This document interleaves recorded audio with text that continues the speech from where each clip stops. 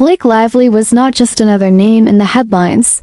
Anymore, she'd become something else, something colder, something calculated. Her lawyers arrived without smiles, their folders too thick, their eyes too sharp, and when the doors to the courtroom closed, it was like the outside world didn't exist anymore, only the strategy, the silence, and the secret motions that moved faster than truth could keep up, with no cameras, no statements, no leaks, just quiet papers and heavy looks in every document filed felt like a warning to stay away from whatever she was hiding. The judge barely looked up. The bailiff seemed bored. But those who knew what was really happening knew that this wasn't just about one subpoena or one lawsuit. This was about rewriting reality with money and timing and fear, and every time Justin Baldoni tried to speak, his words felt swallowed by something invisible, something cruel, and even though his evidence was real, his voice never landed right, never loud enough, never safe. And when he said that Blake was using her celebrity to manipulate the system, the reaction was not shock but silence, the kind of silence that meant everyone already knew,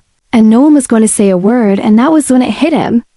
This wasn't about winning, this was about surviving, and he wasn't even sure anymore if he would. The moment Justin Baldoni stepped out of the courtroom, he felt the weight of eyes, not from fans or reporters, but from watchers, people who had no names, only intentions, shadows behind tinted glass, cars that never stayed long enough to be followed, and every message he received felt like it came late, like someone was reading them first. And when he tried to contact the original whistleblower, she was gone, her number disconnected, her apartment cleared out as if she had never existed. And the more he looked, the more empty spaces he found, statements, missing files, redacted witnesses refusing to testify, not out of loyalty but out of fear.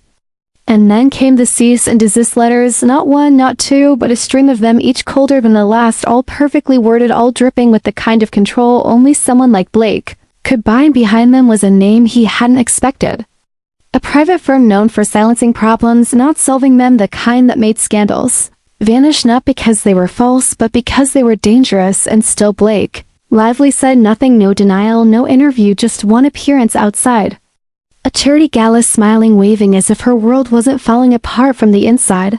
And yet it wasn't her world falling, it was everyone else's, because with each legal maneuver she didn't just defend herself, she attacked, strategically removing pieces from the board. And every time Justin tried to respond, he found fewer tools, fewer allies. And now he wasn't just fighting her, he was fighting the idea of her, the image, the illusion, the perfectly crafted narrative that no one dared challenge. Not in court, not in public, not even in private. And that was when he realized this wasn't a scandal, it was a strategy, and he was already too deep to escape without scars. It started with a tip from someone he didn't trust but couldn't ignore.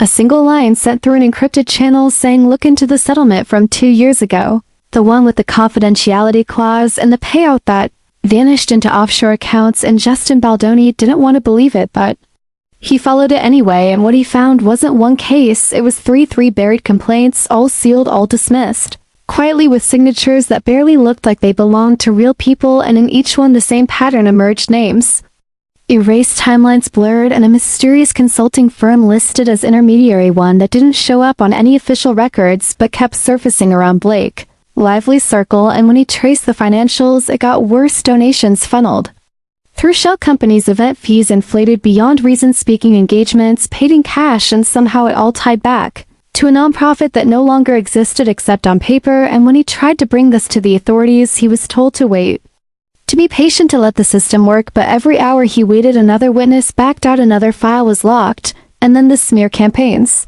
began, not against Blake but against him, articles questioning his credibility, sudden posts accusing him of bias, edited clips of old interviews twisted out of context. And even his inner circle began to fracture one by one. Contacts ghosted him, supporters distanced themselves, and all the while Blake stayed silent, no rebuttal, no emotion, just perfection.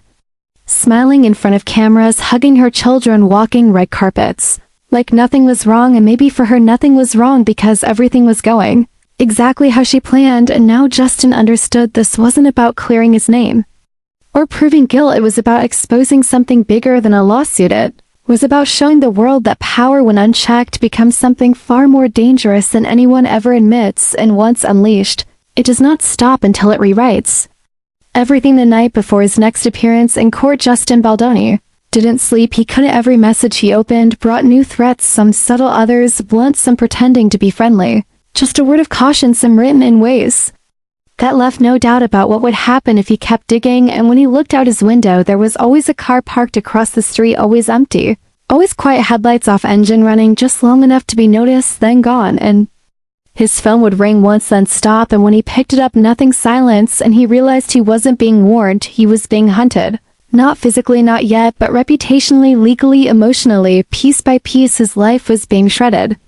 Not with force, but with finesse, and as he walked into the courthouse the next morning, cameras flashed not for him but for her, Blake. Lively, stepping out like a queen draped in calm confidence, every movement curated, every expression flawless, and inside the courtroom her legal team sat like a machine, folders open before they were needed.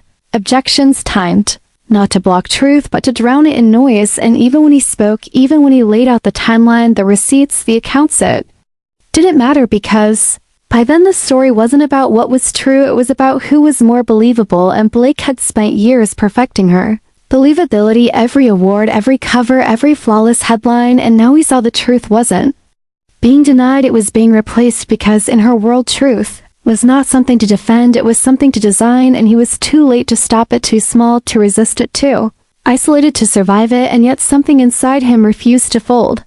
Because he knew that if he stayed quiet, if he walked away, then this would keep happening again and again, and no one would ever see the line she crossed, because she had erased the line altogether. When Justin Baldoni left the courthouse, he thought it was over, not the case, not the fight, but the chance to be heard, because everything he said, everything he proved had been ignored, diluted, or twisted into something unrecognizable. And as he stepped into the cold light outside, a reporter tried to ask him a question, but even their voice sounded rehearsed, like they were told what to ask and what not to see. And that was when it hit him, the story wasn't being buried, it was being rewritten, and not by accident. Blake Lively's team didn't deny the accusations, they reframed them, they turned the focus away from the evidence and onto his tone, his past, his motive, and headlines followed, not saying he was wrong, but that he was angry, that he was dramatic, that he was struggling personally.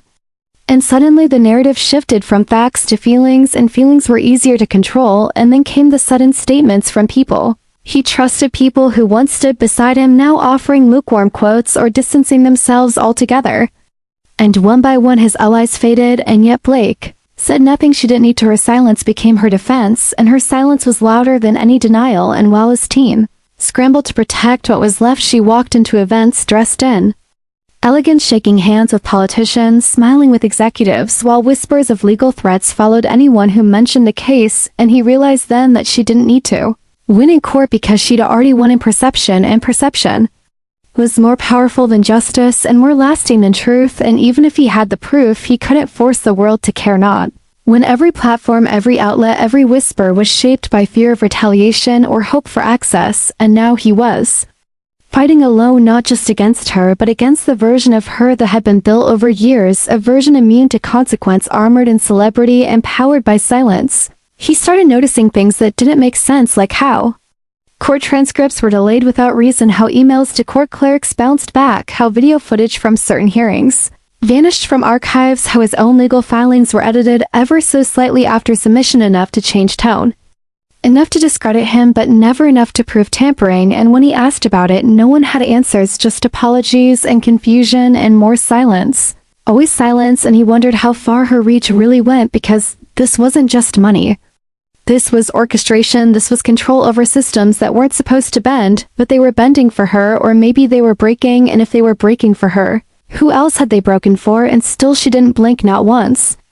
Not even when new claims emerged from people outside the courtroom, people who never wanted to be involved, people who suddenly couldn't stay quiet because they had been targeted, too silenced, too pushed to the edge by contracts that didn't protect them but controlled them. And Justin tried to gather their voices to show the pattern, to prove that it wasn't isolated, that this wasn't a few, it was a machine. But even as he tried, the pressure on them mounted. Their social media accounts were deleted overnight, their jobs put at risk, friends stopped calling, lawyers stopped replying, and one of them disappeared completely. No goodbye, no warning, just gone. And that's when Justin realized what he was really up against, not a person but an engine, powered by fear, masked by fame, and fueled by the belief that no one would ever look close enough to see the gears turning behind the glitter. And by the time they did, it would be too late, because Blake had already rewritten the ending, and justice was not part of the final draft. They came for his silence, not with threats, but with offers they didn't demand, they tempted, they framed it as an opportunity, a resolution, a way to end the chaos for good. They called it a private settlement, a confidential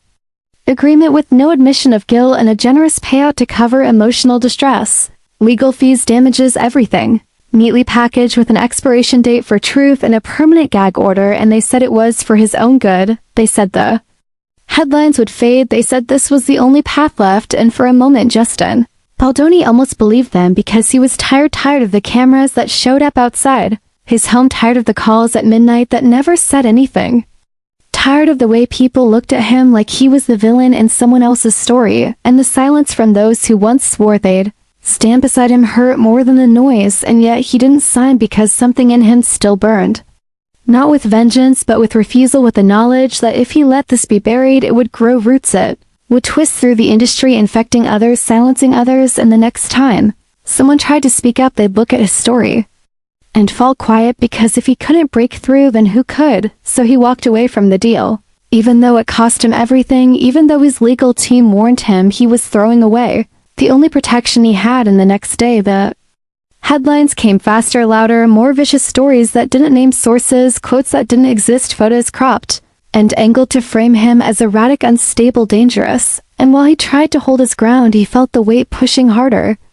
The machinery working overtime to erase him, to erase everything he stood for, and in the center of it all, Blake Lively remained untouched, pristine, untouchable, and in every public appearance she smiled, and in every smile was a message: no one will ever believe you. And he began to understand that this wasn't about the case anymore. It was about control, about legacy, and about fear. The fallout didn't come as fire, it came as silence, a different kind of silence, not the quiet before a storm, but the cold emptiness after one, when the damage is done and everything that mattered is gone. People stopped calling back, meetings were canceled without explanation, projects he had worked years to build were suddenly shelved, partnerships dissolved, and the industry that once welcomed him with smiles and handshakes now watched him like a stranger, like someone infected and untouchable. And still no one said her name, still no one acknowledged that Blake Lively had become more than a person. She'd become a wall, a shield behind which power operated, unchecked, unreachable, and unchallenged. And every time he tried to speak about it, to share even a fraction of what he had seen, the platforms cut him off, interviews were edited, posts were removed, articles were unpublished, and he began to see the edges of something far wider than he'd imagined. This wasn't just about her, this was about a system that protected its own and punished anyone who tried to break the silence. And while he stood in that silence, trying to gather the strength to speak louder, she moved forward, her brand stronger, her image untarnished, deals signed, appearances made, awards accepted, and it was like none of it had ever happened, like his fight had been erased before it was ever written. And he wondered if this was the point, not to win, not to argue, just to exhaust him until he gave up, until he stopped fighting, until he became the warning for anyone else who thought about challenging the narrative. And the most terrifying part was it was working. He could feel himself slipping, doubting, second-guessing, questioning everything he once believed in. And he didn't know if he was losing or if he had already lost, because when the truth is invisible and the lies are louder, no one remembers what really happened, only what they were told, and what they were told was not his story. He started to question not just the system but himself, because when every door closed and every voice faded, it became hard to tell whether the truth was ever enough. Maybe it never was, maybe it never mattered. And as Justin Baldoni sat in the one-bedroom apartment he had moved into after his home was sold to cover legal costs, he looked around at the boxes of evidence, the files no one would publish, the sworn statements, the recorded calls, the documents that tied everything together, and he wondered what any of it was worth if the world refused to see it. And the worst part wasn't the silence, it was the slow erosion of his own certainty, because when you're gaslit long enough, you start to believe the fire is your fault. And Blake Lively never needed to speak, because the world spoke for her, the media, the fans, the influencers, the executives, all echoing the same script of admiration and denial. And with every repetition, her innocence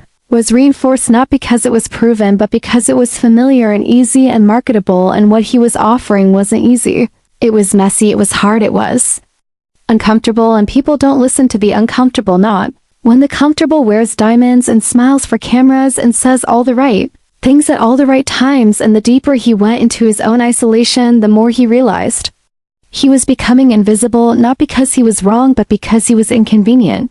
because his truth disrupted a profitable lie, and the machine that protected her didn't need to silence him directly, it just needed to ignore him until the world forgot. And every time he thought about walking away, he remembered the others, the people who had whispered to him in secret, who had cried in rooms with the doors locked, who had begged him not to stop, because if he stopped then they were truly alone. And maybe that was the point. Maybe the system was never designed to destroy him outright. Maybe it was built to break him slowly until he broke himself. Something changed, and it wasn't loud, it wasn't explosive, it was quiet and sharp, like a cracking glass that spreads too slowly to see, but too fast to stop. It started with a leak, a document posted anonymously, not by him, not by anyone on his team, but by someone else. Someone inside a copy of an internal memo from Blake Lively's legal firm outlining media coordination with publicists and entertainment networks, a memo that detailed how narratives were to be shaped, how certain reporters were to be fed pertinent statements, and how stories were to be buried. And when the memo hit the internet, it didn't go viral, it didn't trend, but it landed in the inboxes of the right people. Journalists who had once been afraid now had something to lean on, and slowly pieces started to fall into place. Whispers became questions. Questions became threads, and suddenly other documents started appearing, photos, contracts, audio clips, and while none of it was conclusive alone, together it painted a picture, a disturbing, meticulous picture of control disguised as image management, of influence that reached beyond what anyone had imagined. And Justin Baldoni didn't celebrate because he knew what came next: retaliation, and it came fast. 3 more smooth stories in the press, 2 cease and desist sent to bloggers, one of his allies fired without cause, and one of the witnesses who had gone public was now being sued for defamation. But this time, something was different. This time people were watching, people were asking why the lawsuits always targeted the weak, why the stories disappeared so quickly, why no one from her side ever spoke directly. And for the first time, Justin wasn't standing completely alone, and he knew the machine was still running and the danger hadn't passed, but something had shifted. Because once a crack appears in glass, it can't be undone, it can be covered, it can be painted over, but it's still there, and sooner or later it spreads. It was in the hallway of a downtown building that everything truly shifted. No cameras, no microphones, no press, just an unexpected meeting arranged through a burner phone and a voice he hadn't heard in years, someone who once worked on the inside, not just close to Blake Lively, but embedded deep in the machinery that protected her. And they didn't speak like enemies, they spoke like survivors. And what she handed him wasn't a smoking gun, it was something worse. It was a list, a black list of names. Names of creators, journalists, lawyers, whistleblowers, all of whom had at some point come too close to the truth or refused to play along. And next to each name was a notation: status suspended, reputation compromised, removed. Quietly, and among the names were a few Justin had already heard about, people who had vanished from the spotlight without reason, people he once thought had just moved on. Now he understood they had been moved out, and that list wasn't just a record, it was a warning. It meant everything he feared was true, that this wasn't a coincidence, it was a system, one built to outlast headlines, one designed to bury inconvenient voices beneath perfectly constructed careers and influencer smiles and charity galas. And now that he held that list, he couldn't look away, he couldn't walk away. And when he asked her why she was giving it to him, she just said, "Because I see what she's becoming and I know how it ends." And then she left without saying another word, and he stood there holding the weight of too many names, too many silenced truths. And for the first time, he didn't feel rage, he felt cold resolve, because now he had proof, not just of what had been done to him, but of what had been done to others. And that made it bigger than his fight. And Blake Lively might still be smiling, might still be praised, might still be protected, but now she was no longer untouchable, because the silence had started to crack. And once truth begins to breathe, it doesn't stop. The first mainstream outlet to break the story didn't even mention her name at first. It was a soft entry, a vague expose on celebrity legal power misuse, but those who had followed the whispers knew exactly who it was about. And once the door cracked open, others stepped through: smaller creators, journalists with nothing to lose, independent investigators who had watched in silence for too long began connecting dots, building timelines, publishing side by side comparisons of public statements and private actions. And suddenly the illusion began to flicker, not collapse, not yet, but falter, like a light that had been too bright for too long. And Blake Lively still smiled, still walked red carpets,